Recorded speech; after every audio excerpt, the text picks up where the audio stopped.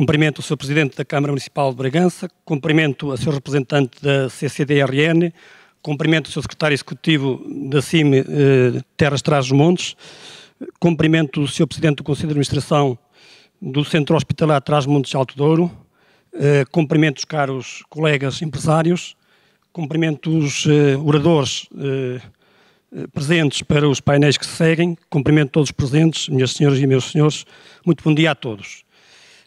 Queria deixar aqui apenas algumas breves notas soltas, até porque a intervenção que o Sr. Presidente da Câmara nos deixou aqui é bastante elucidativa e bastante demonstrativa sobre a problemática da interioridade e deixou-nos, de facto, aqui uma reflexão profunda sobre este tema e julgo que é um bom mote para, ao longo deste dia, podermos dissecar esta importante temática.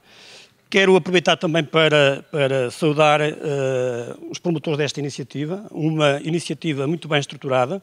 Desde já também meus parabéns pelo layout que nos trouxeram aqui, um layout sóbrio e moderno que valoriza este evento.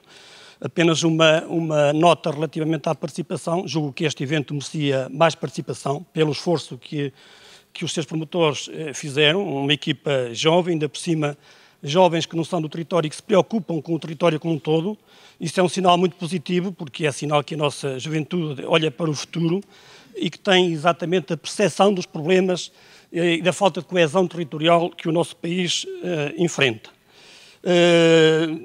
Foram feitos, de facto, vários fóruns ao longo destes últimos tempos, com esta temática um pouco por todo o distrito, fóruns muito interessantes e, como diria, julgo que esta sessão de encerramento merecia outra adesão. Contudo, devo notar também que uma segunda-feira e o final de mês, sobretudo para o tecido empresarial, não é propriamente um dia estimulante, porque os nossos empresários hoje estão muito preocupados com uma obrigação, que é a obrigação de pagar os seus salários e de fechar o mês. E depois também é um período de transição para o período de férias, em que, de facto, os empresários têm que arrumar a casa e depois não sobra muito tempo. Por outro lado, devo dizer também que, nos últimos tempos, temos assistido a um conjunto muito alargado de seminários, todos eles à volta desta temática, do interior, de um novo modelo de desenvolvimento para o interior. Ainda no passado dia 18 aconteceu um grande evento, que foi o Fórum de Desenvolvimento Territorial em Vidago, promovido por 9 entidades da região, entidades transversais. Isso foi dia 18, dia 19. Dia 18 tivemos aqui também um grande fórum sobre as oportunidades de negócio proporcionadas pelo Portugal 2020, com um auditório cheio, com uma boa participação e temas muito importantes. Por isso, a minha palavra de saudação aos promotores e também de solidariedade por este seu esforço e de compreensão, porque é de facto positivo ver jovens preocupados com um tema que nos é caro a todos e, de facto, o tema da interioridade e dos desafios que a região tem pela frente revestem-se da maior relevância, como dizia. E por isso é todo oportuno trazê-los à colação e debatê-los, refleti-los. A interação com toda a comunidade é sempre um fator positivo que temos que saudar. Nesta perspectiva, colocaria aqui também algumas questões que poderiam servir também como um mote para o debate ao longo do dia e que também gostaria que fossem dadas respostas neste fórum. E a primeira delas é se continua efetivamente a fazer sentido numa economia global e aberta e numa sociedade moderna, em plena era digital e em plena globalização, falar desta dicotomia entre interior-norte. Se não fará mais sentido, por exemplo, falar noutras questões críticas que afetam, de facto, a falta de coesão territorial, económica e social do país e que provocam assimetrias no país. Desde logo uma delas que é, a meu ver, a principal, que é o Estado centralista que nós temos, um problema cultural que não é de agora, é do passado e que, de facto, provoca uma concentração doentia no litoral. Por exemplo, 4/5 da economia situam-se na região de Lisboa. 80% da população está nessa faixa do território que é a faixa mais desenvolvida. Grande parte do número de alunos de ensino superior e da oferta em termos de estabelecimentos de ensino superior situa-se exatamente nessa faixa. 80% dos quadros da administração pública central estão exatamente em Lisboa, na capital. Nós sabemos que em Lisboa não há agricultura, mas os quadros do Ministério da Agricultura estão praticamente todos lá.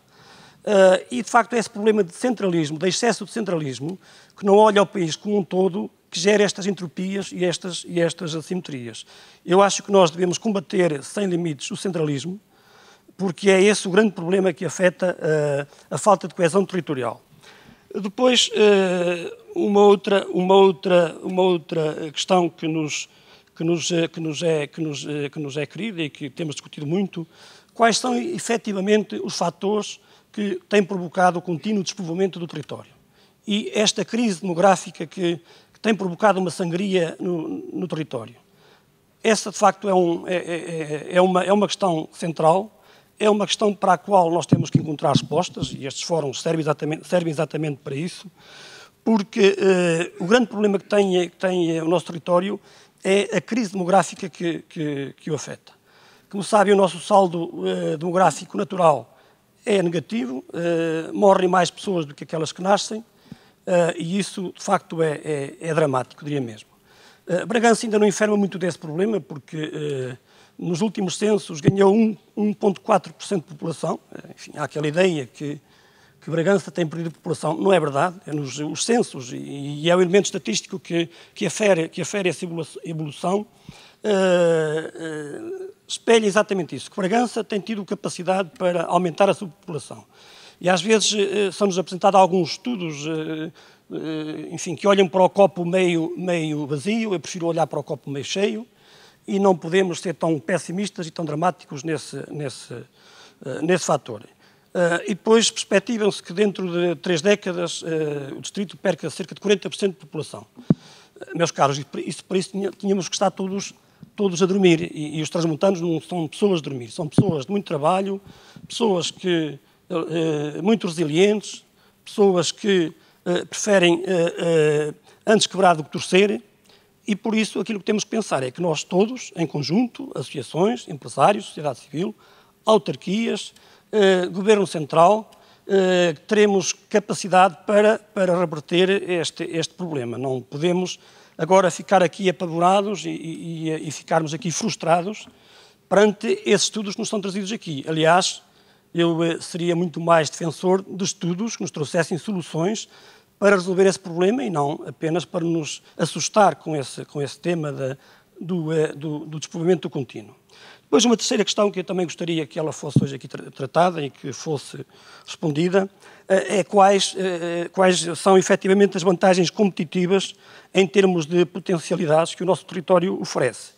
E desde logo são muitas. Eu deixaria aqui também algumas achegas que servem exatamente para ilustrar isso. Eu devo confessar que eu, aliás, partilhava essa inconfidência com o Sr. Presidente da Câmara há pouco, que eu não sou muito apologista deste tema de interioridade, porque todos nós somos Portugal.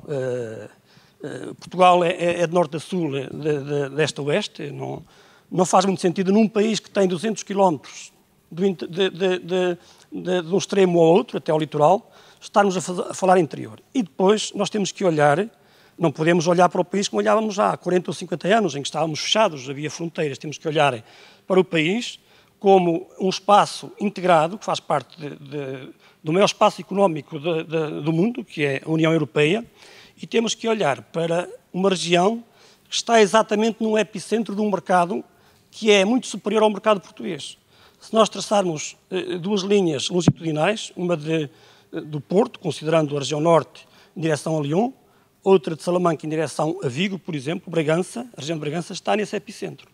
E eu, sobre isso, podia enfim, falar aqui em alguns aspectos que são importantes e que demonstram exatamente que nós não somos uma região periférica. Temos que olhar para esse mercado e para esse espaço, que é um espaço com muito mais poder de compra, com um tecido económico mais pujante, mais dinâmico. Curiosamente, Portugal tem no nosso território vizinho de Espanha o principal parceiro comercial em termos de exportações. Eu pergunto, se as empresas do litoral exportam para a Espanha e para o centro da Europa, utilizando o eixo da A4 como principal ponto de escoamento das mercadorias, não será uma vantagem competitiva as empresas industriais localizarem-se no nosso território? Certamente que é, porque há aí uma redução de custos de logística. De facto, hoje Portugal vende mais para a Galiza, por exemplo, que é um território vizinho, que faz parte exatamente deste espaço, desta macro-região que eu estou aqui a elencar, do que para o Reino Unido, a Itália e a Holanda. Se considerarmos a Galiza isoladamente, esta região é o quinto maior cliente de Portugal. Um terço das empresas portuguesas que estão instaladas em Espanha optam por fazê-lo na região transfronteiriça, nesta região aqui próxima do nosso território, com especial destaque para a Galiza, onde estão presentes cerca de 50 empresas portuguesas. Castelo e Leão conta com 15 empresas espanholas com capitais portugueses, merecendo destaque a presença da Sonae Indústria, um dos maiores produtores do mundo de painéis derivados de madeira, com 4 empresas na região. Cerca de 30% do total das empresas espanholas com capitais portugueses estão localizadas nas regiões transfronteiriças. Quando olhamos para a produção de riqueza dos dois lados da fronteira, verificamos que qualquer das regiões espanholas é mais rica que as portuguesas. Apresenta um PIB per capita superior a 20 mil euros, enquanto as regiões do lado de Portugal situam nos 12, 13 mil euros. Em relação à média do respectivo país, e ainda em termos de riqueza produzida, tanto a Galiza como Castelo e Leão estão mais próximas da média nacional de Espanha, enquanto o Castelo e Leão está com, por exemplo, com 97% do território, a Galiza está com 85%. Recordo que a nossa região está com cerca de 70% do rendimento da média nacional, muito abaixo, então, do rendimento dos nossos vizinhos. Nas 4 regiões a que me estou a referir, residem cerca de 10 milhões de pessoas, exatamente o mesmo número que tem em Portugal.